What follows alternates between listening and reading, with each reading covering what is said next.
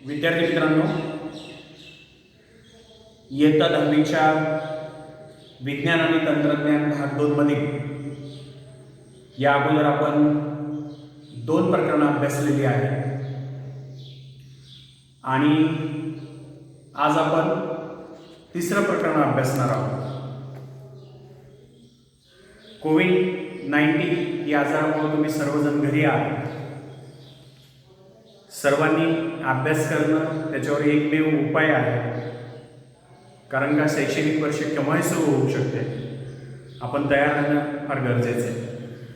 तर विद्यार्थी मित्रांनो, life process in living organism part 2. in the chapters most important study now the reproduction is a 2 types: asexual reproduction and sexual reproduction. You have studied last standards the classification of animals, just like the protozoa, porifera, coelenterata, mollusca, vertebrata, non-vertebrata, just like.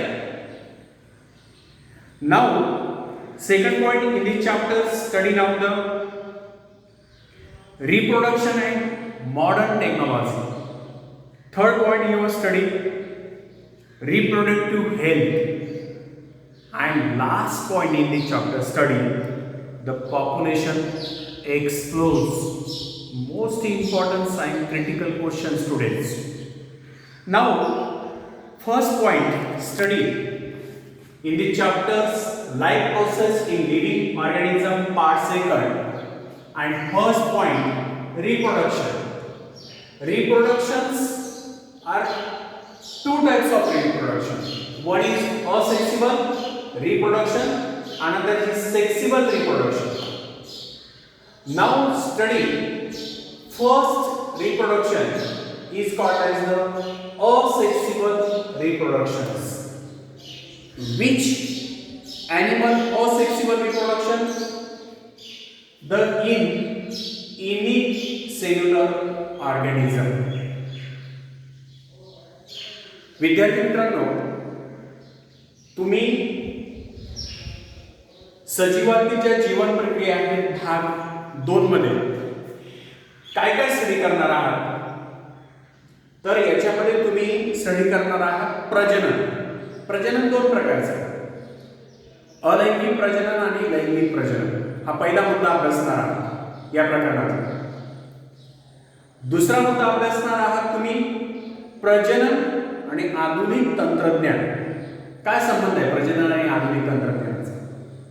तिसरा मुद्दा अभ्यासणार आहात लैंगिक आरोग्य कशाला म्हणतात, आणि सगळ्यात शेवटचा मुद्दा अभ्यासणार आहात लोकसंख्या स्फोट. तर पहिला मुद्दा अभ्यासू आपण की प्रजनन, लैंगिक प्रजनन आणि अलैंगिक प्रजनन. सुरुवातीला घेणार आहोत आपण अलैंगिक प्रजनन. आता अलैंगिक प्रजनन हे कोणामध्ये घडून येते? तर तुम्ही याच्या मागच्या अभ्यासक्रमामध्ये सुद्धा अभ्यासलात की काही सजीव आपल्या जातीचं जाती सातत्य टिकवण्यासाठी त्यांच्यामध्ये प्रजनन घडून येते.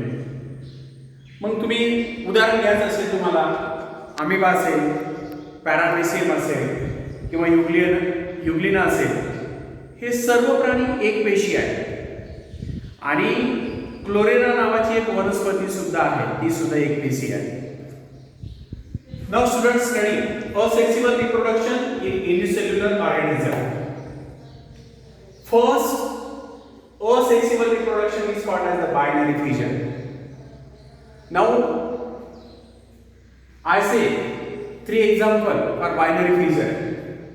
One is called as the amoeba, another is paramecium, and last one Euglena. Now, the amoeba is called as the simple binary fission. Simple binary fission. Amoeba is a unicellular organism First upon in this figure you observe parent amoeba, only one cell, and most important point cell is nucleus. One cell is got first important point is nucleus, and the nucleus is developed next stage, and another parts of cell. Third figure is nucleus are separated, another part is separated, and last of all the cyto and nucleus are separated, two cells are formed, is called as the daughter amoeba, is called as the daughter amoeba. These sexual known these asexual known as the simple binary fission in amoeba. Second upon the transverse binary fission in paramecium. Transverse binary fission in the paramecium. Now observe the figure in on blackboards. Parent paramecium. The male is nucleus and another part of parameciums. The nucleus are developed second stage in figure. Third figure is observed nucleus divided into two equal parts, and fourth figure are observed the separate two cells are the crate, and last figure daughter paramecium are formed. This known as the transverse binary fission in asexual reproduction. Students, last example for binary fission is the euglena. The is called as the longitudinal binary fission of euglena. Euglena is a unicellular organism. Its most important is nucleus and another parts. Second stage nucleus are the divided. Third stage the nucleus are separate two equal parts, and sperm are separated, and the last and the fourth stage of euglena separate two daughters euglena are formed. Nucleus with sperm is called as the longitudinal binary fission in euglena. विद्यार्थी मित्रांनो, तुम्ही बघितलं असेल की मी तुम्हाला उदाहरण देताना अलैंगिक प्रजननामध्ये सुरुवातीला आपण त्याच्यात पहिला मुद्दा घेतलेला आहे की युग्मक निर्मितीविना एखाद्या प्रजनातील एकाच जीवाने अवलंबलेली नवजात जीवनिर्मिती प्रक्रिया म्हणजे त्याला अलैंगिक प्रजनन असं म्हणतात. मी तुम्हाला सांगितलं आहे the process of formation of new by the organism of some species without involvements of gametes. This process known as a asexual reproduction. And three example now I say. One is amoeba, another is paramecium, third about euglena. तर विद्यार्थी मित्रांनो, मग एकपेशीय सजीवातील जे अलैंगिक प्रजनन मी तुम्हाला सांगितलंय त्याच्यातला पहिला भाग आपण घेतलाय, त्याला द्विविभाजन म्हणतो. द्विविभाजन म्हणजे काय? एकाच सेल पासून किंवा एकाच पेशीपासून दोन पेशी तयार होणे. जसं तुम्ही अभ्यासलाय की आदी केंद्रकीय सजीव ज्याला जीवाणू म्हणतो आपण, आदिजीव, अमिबा, पॅरामेसियम, युग्लेना आणि इत्यादी. याच्यामध्ये तुम्ही बघितलंय की मी उदाहरण देताना तुम्हाला दिलंय हे साधं द्विविभाजन आहे. अमिबामध्ये एक जनक पेशी असते. त्या जनक पेशीच्या केंद्रकाचं आणि इतर पेशीद्रव्याचं हळूहळू दोन पेशीमध्ये विभाजन होते आणि शेवटी दोन नवीन नवजात अमिबा तयार होतात. दुसरा त्याच्यातला प्रकार आहे द्विविभाजन द्विविभाजनामधलं त्याला आपण आडवे द्विविभाजन म्हणतो. ते कोणामध्ये येते तर पॅरामेसियम मध्ये. आणि याच्यामध्ये हा जनक पॅरामेसियम हळूहळू त्याच्यामध्ये बदल घडत जातात आणि शेवटी नवजात पॅरामेसियम तयार होतात. आता याच्यामध्ये याला आपण का म्हटलेलं आहे आडवं द्विविभाजन? जसं याच्यामध्ये आडवा भाग जो आहे त्याचं विभाजन होत जाते म्हणून त्याला आडवे द्विविभाजन म्हणतात. आणि दुसरा जो भाग सांगितलाय, तिसरा जो भाग सांगितलाय मी, तो आहे उभे द्विविभाजन. त्याला लॉंगिट्युडिनल बायनरी फिजन असं म्हणतो. आणि ते कोणत्या प्राण्यामध्ये घडून येते तर युग्लिनाया प्राण्यामध्ये घडून येते. तुम्ही बघितलं असेल एक स्पर्म आहे आणि इथं तिथं एक केंद्रक आहे. हळूहळू त्याचे डेव्हलप होते आणि शेवटी नंतर त्याच्यापासून 2 युग्लिना तयार होतात. आणि शेवटी हे लक्षात ठेवायचं आहे, सजीवामध्ये द्विविभाजन शक्यतो अनुकूल परिस्थितीमध्ये म्हणजेच मुबलक अन्न उपलब्ध असते तेव्हाच अवलंबून असते. Second point is study now the multiply fission. What is mean by multiply fission? The asexual reproduction by multiply fission is the performed by amoeba and other similar the protists.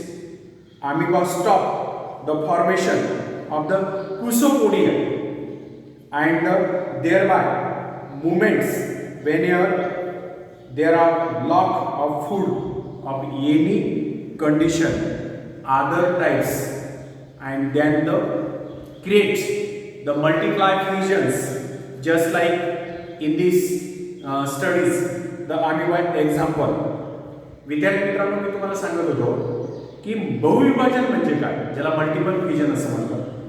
तर याच्यामध्ये अमिबा आणि amoeba सारखे इतर जे काही तत्सम एकपेशीय प्राणी आहेत, प्रतिकूल परिस्थितीमध्ये जेव्हा अन्न मुबलक नसते तर अशा वेळेस त्यांच्यामध्ये बहुविभाजन पद्धतीनं अलैंगिक विभाजन घडून येते. आणि मग ज्याच्यामध्ये अपुरा अन्न किंवा इतर प्रकारची जी काही प्रतिकूल परिस्थिती तयार होते अशा वेळेस त्यांच्यामध्ये मल्टिपल फ्युजन घडून येते. मग याच्यामध्ये काय होते, the many nuclei are form by repeated nuclear division. For example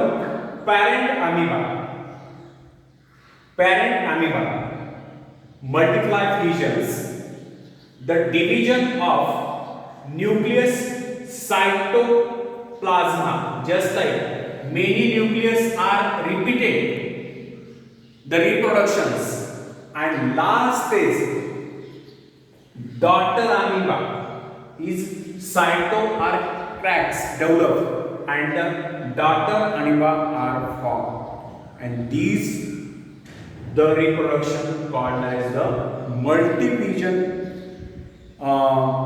the multifusions in the condition of separate conditions. विद्यार्थी मित्रांनो, तुम्हाला मी सांगताना असं सांगितलं की सुरुवातीला या अमिबामध्ये एक पुटी तयार होते. या पुटीमध्ये केंद्रक असते. केंद्रकाचं पुन्हा पुन्हा विभाजन होत असते आणि पुन्हा पुन्हा विभाजन झाल्यानंतर काय होते त्याच्यामध्ये, तर ती जी पुटी दाखवलेली आहे अमिबाची ती पूर्णपणे डेव्हलप होते. आणि डेव्हलप झाल्यानंतर केंद्रक आणि पेशी द्रव्याचं इथं विभाजन होतं. जसं मी सांगताना सांगितलंय, हे केंद्रक आहे आणि हा जो भाग आहे त्या केंद्रकाला सोडून तो पेशी द्रव्य आहे.